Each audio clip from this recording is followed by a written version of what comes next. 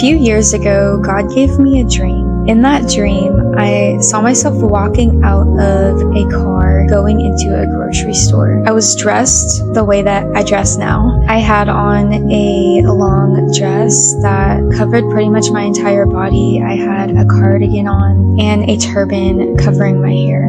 And all of it was this gray floral print.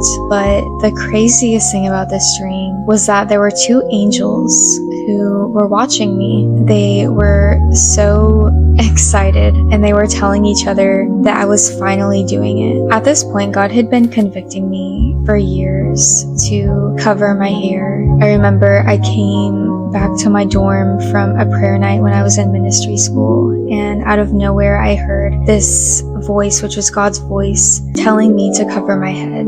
I assumed it must have been a demon or something, because what in the world? I'd never seen a Christian do this before. I'd never heard anybody really talk about it unless they were explaining why we didn't have to do it anymore. And so I completely dismissed what I had heard, and the next morning when I opened my Bible, it opened right up to 1 Corinthians 11. All I could think was that I was not a Muslim. Why would God want me to do this? And so I closed my Bible and decided I would never read that chapter ever again. But over the years, God kept convicting me, and when He was speaking to me so strongly about it, I was just resisting Him so much. My hair was everything to me. I did not want to cover it. I loved my hair. I loved the compliments I would get about my hair. I loved being seen as beautiful, and I definitely didn't want to dress modestly. I thought it was repulsive.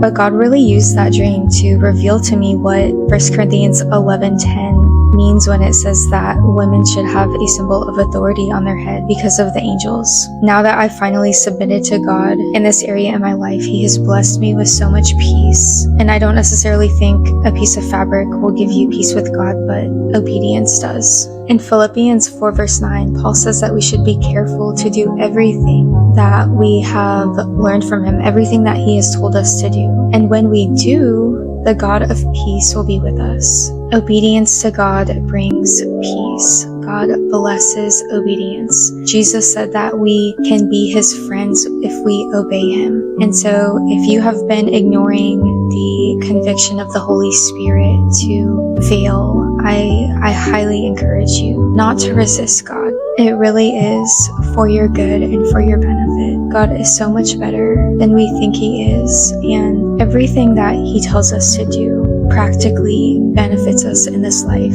Yes, we may get some hate, we may get insulted, we may be rejected by people, but the most important thing is that we are accepted by God.